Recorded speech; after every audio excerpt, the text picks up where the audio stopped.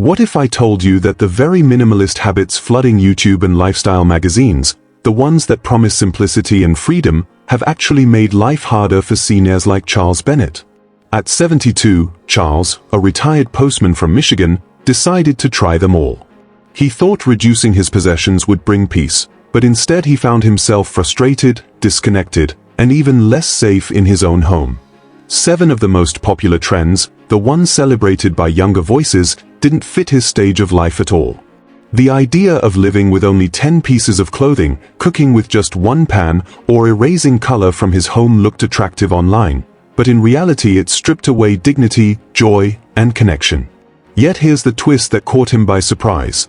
The very opposites of these habits, the adjustments that magazines rarely talk about, are what gave him true freedom, safety, and joy. Think about it. The minimalism that works for a 30-year-old digital nomad is not the same minimalism that works for someone navigating arthritis, treasuring family photos, or preparing Sunday dinners for grandchildren. Charles discovered that minimalism after 60 must be about balance, not extremes. It's not about erasing your life, but about curating the pieces that still give it meaning. Every so-called failure taught him a hidden truth, that when you adapt these habits with age, they don't just work, they transform. And that's what this video is all about, showing you how the habits that failed Charles revealed surprising alternatives that can work beautifully for seniors everywhere. Before we go on, I want you to take one small but powerful step. Tap like, subscribe, and hit that hype button. It may seem small, but each hype is YouTube's way of lifting senior voices above the noise. You get 3 hypes every week, and every single one pushes stories like this higher so more people over 60 discover them. Go ahead, your click can make this community stronger. Meet Charles Bennett, a 72-year-old retired postman from Michigan whose story reflects the struggles and triumphs many seniors face when trying to embrace minimalism. For more than 4 decades, Charles walked the same neighborhoods in rain, snow, and sun, faithfully delivering mail with the steady rhythm of a man who valued consistency and purpose. But when the uniform came off and retirement settled in, Charles was confronted with a quieter but heavier burden, the growing weight of clutter in his own home. Practical and hardworking, Charles believed minimalism would be his answer. He longed for less mess, fewer distractions, and more space for peace in his later years. Yet beneath his practicality lay a sentimental streak. The jackets he once wore in winter held memories of long routes, the kitchen tools carried the laughter of family dinners, and the photo albums told stories he couldn't bear to delete with a swipe. At first, he followed the trends he saw online, paring down his closet, scanning old pictures, giving away furniture, but each attempt left him emptier rather than lighter. What Charles learned, however, was that every failed habit revealed a hidden truth. Minimalism for seniors wasn't about erasing possessions, it was about preserving meaning. It was keeping the clothes that offered both warmth and dignity, the photos that felt alive in an album, the sturdy chairs that welcomed friends, and the heirlooms that carried stories worth passing on. Through his own trial and error, Charles discovered that the right version of minimalism is not about stark emptiness, but about curating joy and safety. He wanted less clutter, yes, but he also wanted a life that honored his years, his memories, and his heart. And in that balance, Charles found not just a way to organize his home, but a way to keep his soul at peace. Habit 1. The 10-item wardrobe. When Charles Bennett first read about the 10-item wardrobe, it sounded like the perfect solution. After all, he was 72, retired, and ready to simplify. The idea of opening a closet with only a handful of carefully chosen pieces seemed liberating, especially after years of collecting clothes for work, family gatherings, and different seasons. So, with determination, he boxed up most of his clothes, leaving behind only 10 outfits he thought would serve him for every occasion. For a moment, it looked clean, simple, and neat. But reality quickly set in. Michigan winters can be brutal, and those 10 pieces weren't enough to cover the shifts in weather. On Sundays, when he went to church, he found himself recycling the same shirt and jacket so often that it no longer felt special.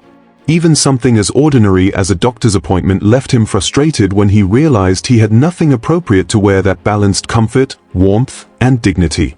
What looked like freedom on paper became a daily struggle in practice. It wasn't just about the inconvenience.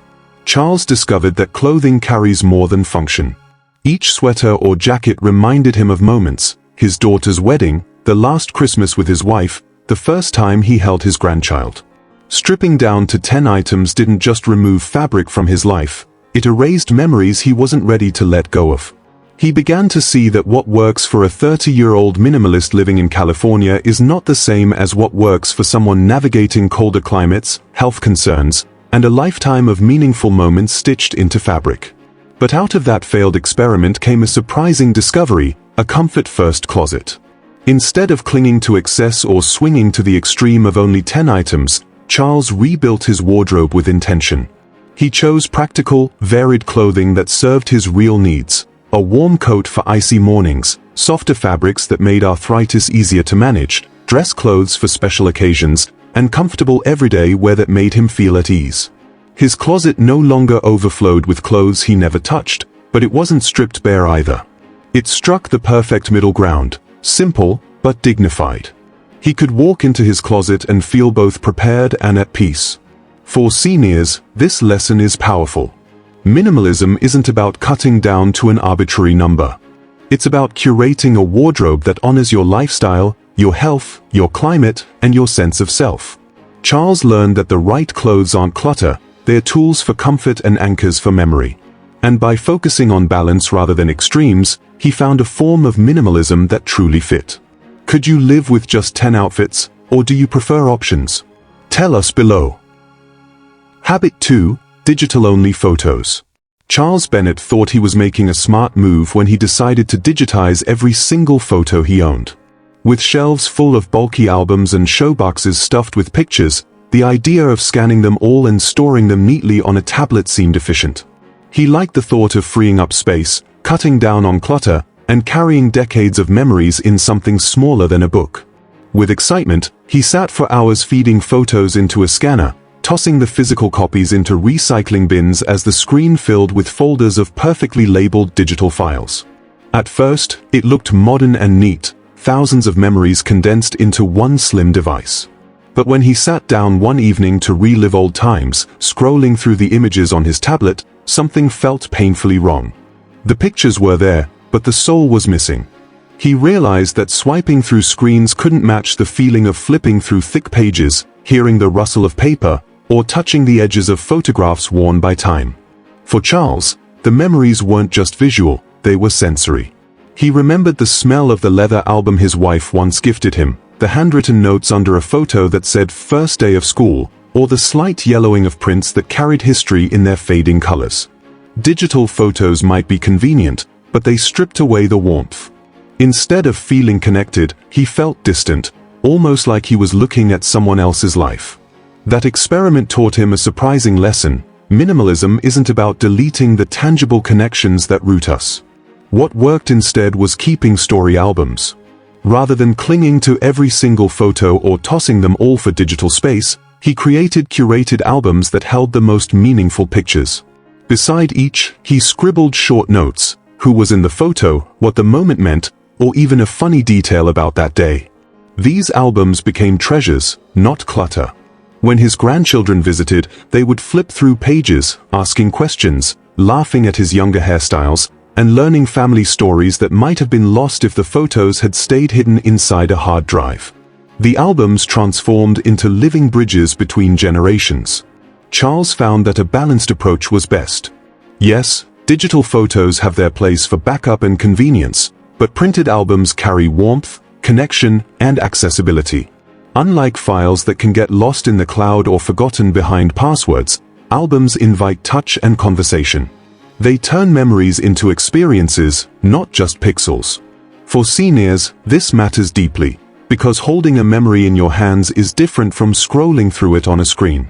Do you still keep photo albums, or have you gone fully digital? Habit 3: Bare furniture living. Charles Bennett thought he was embracing minimalism the right way when he gave away most of his extra chairs and tables. For a while, his living room looked spacious and airy, just like the clean designs he had admired in magazines.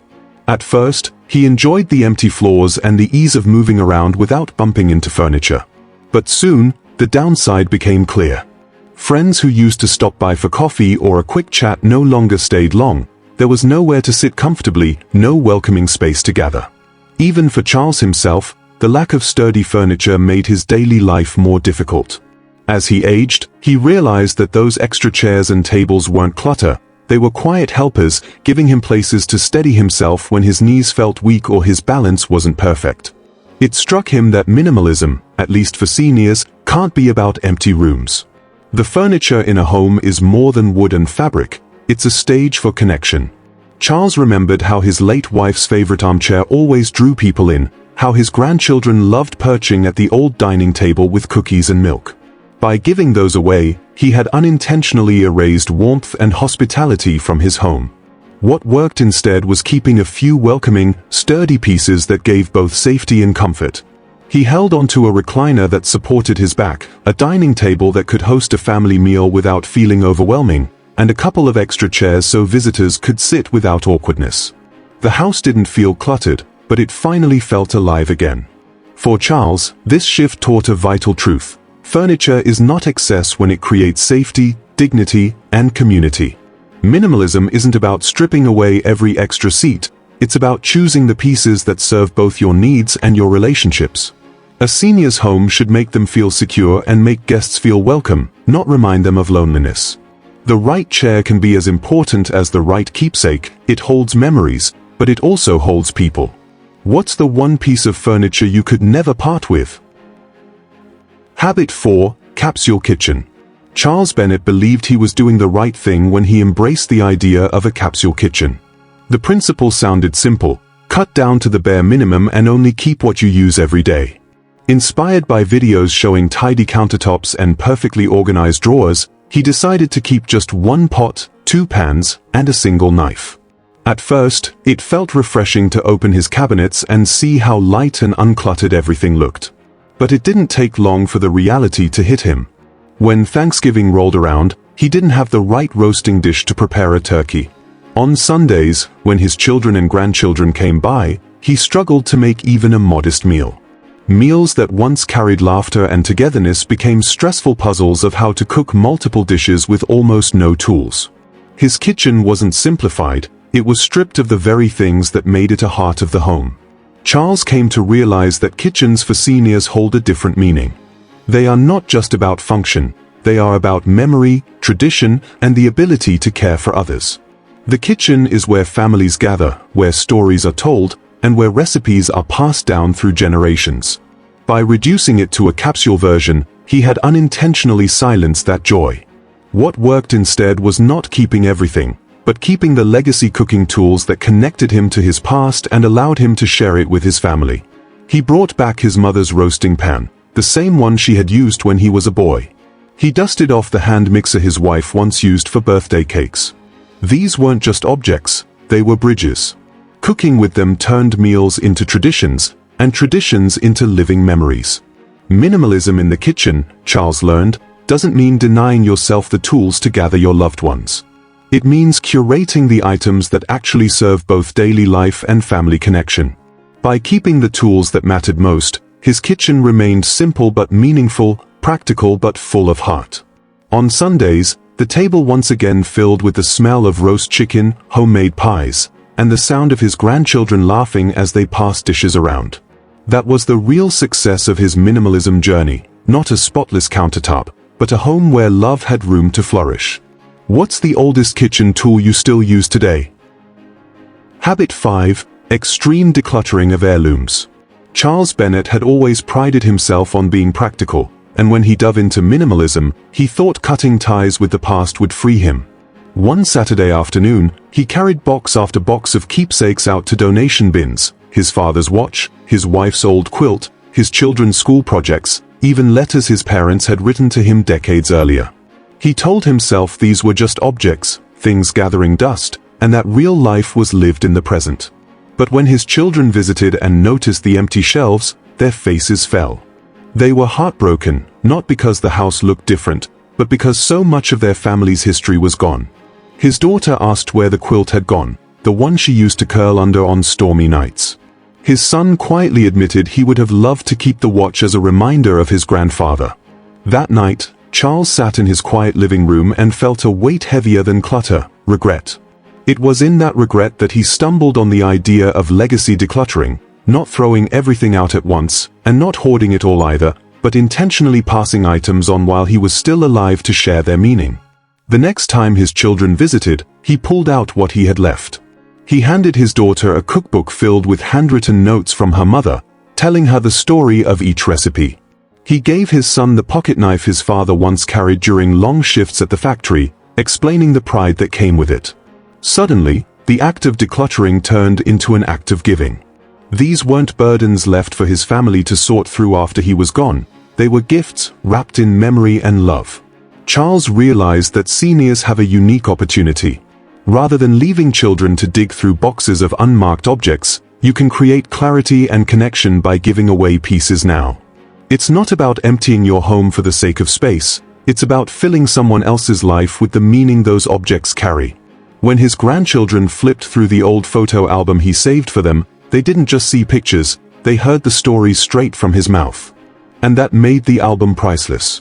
Minimalism, Charles learned, is not about erasing the past. It's about honoring it in a way that lightens your load while enriching someone else's. By choosing legacy decluttering, he found a balance that gave his family history the respect it deserved, while still allowing his own home to feel lighter. If you had to pass down one item today, what would it be, and to whom? Habit 6. White Wall Minimalism. Charles Bennett had seen countless photos online of pristine homes, their walls painted pure white, their furniture stripped down to pale tones. The look was sold as calming, a blank canvas that promised peace and clarity. At 72, eager to embrace the minimalist lifestyle, Charles decided to try it himself.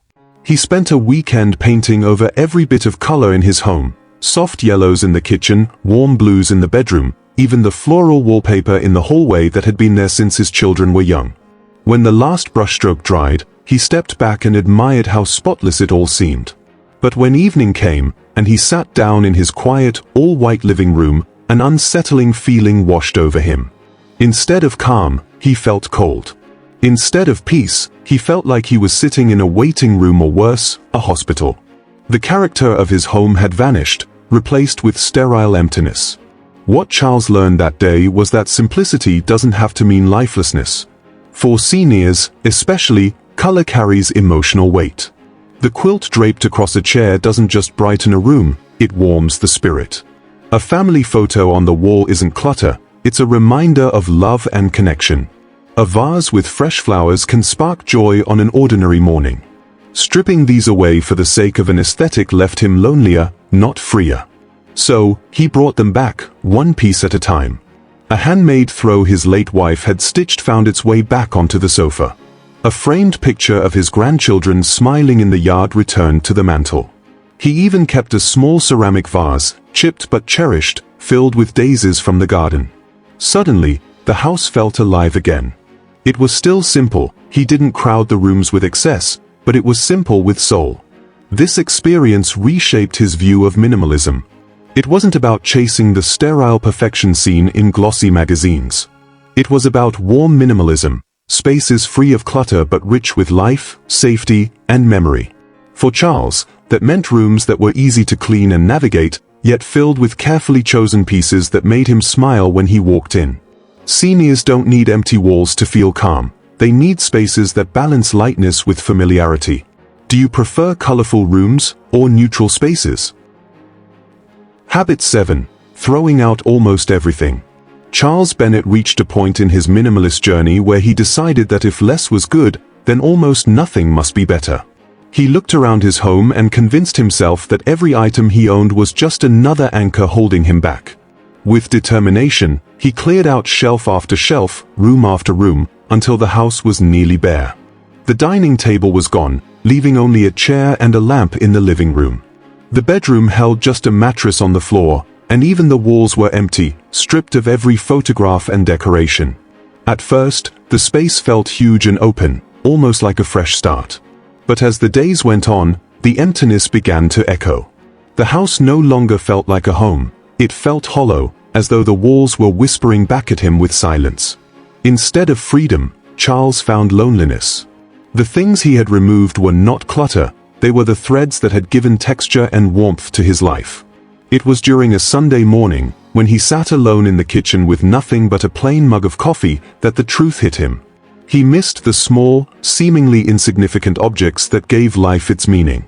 He thought about his late wife's recipe book, the one filled with handwritten notes and food stains from decades of family meals. In his quest to erase, he had almost let go of the very thing that tied him to her memory and to the love that had filled that kitchen. That moment became the turning point.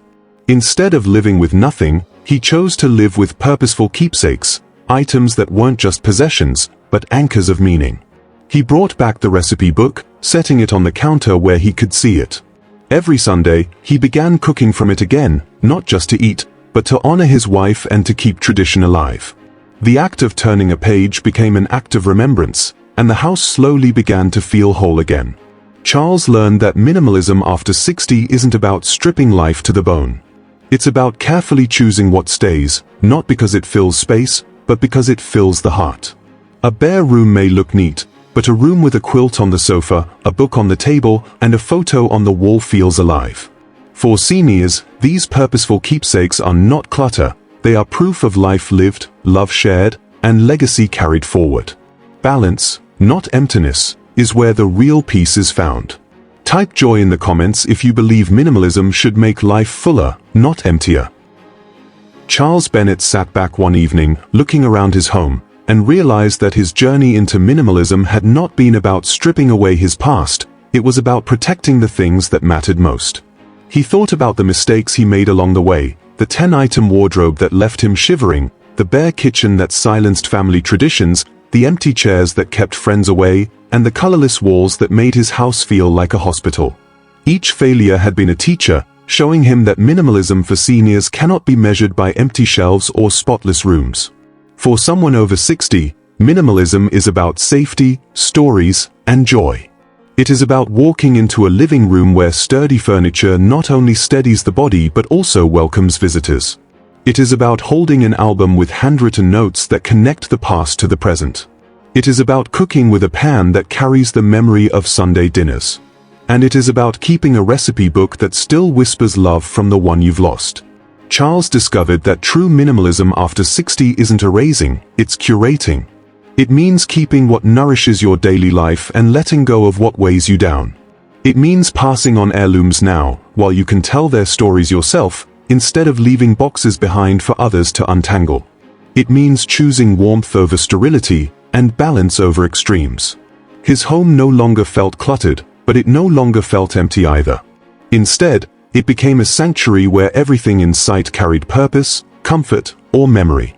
That is the version of minimalism that brings peace, not the one sold by glossy magazines, but the one lived by seniors who understand that life's richness cannot be reduced to a number of items. Charles reflects, minimalism wasn't about erasing my life, it was about protecting what mattered most. Safety, stories, and joy.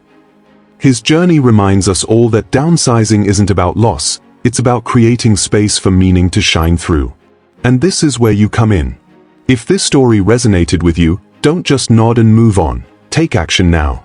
Tap that hype button, because every hype pushes senior voices higher on YouTube's charts so others over 60 can find this message. You get 3 free hypes every week, and each one makes a difference. While you're at it, hit like, subscribe, and share this video with someone who may be struggling with clutter or searching for peace in their golden years. Together, we can build a community where seniors are not drowned out, but celebrated and heard. Your click is more than support, it's a statement that our voices matter, and our stories deserve to rise.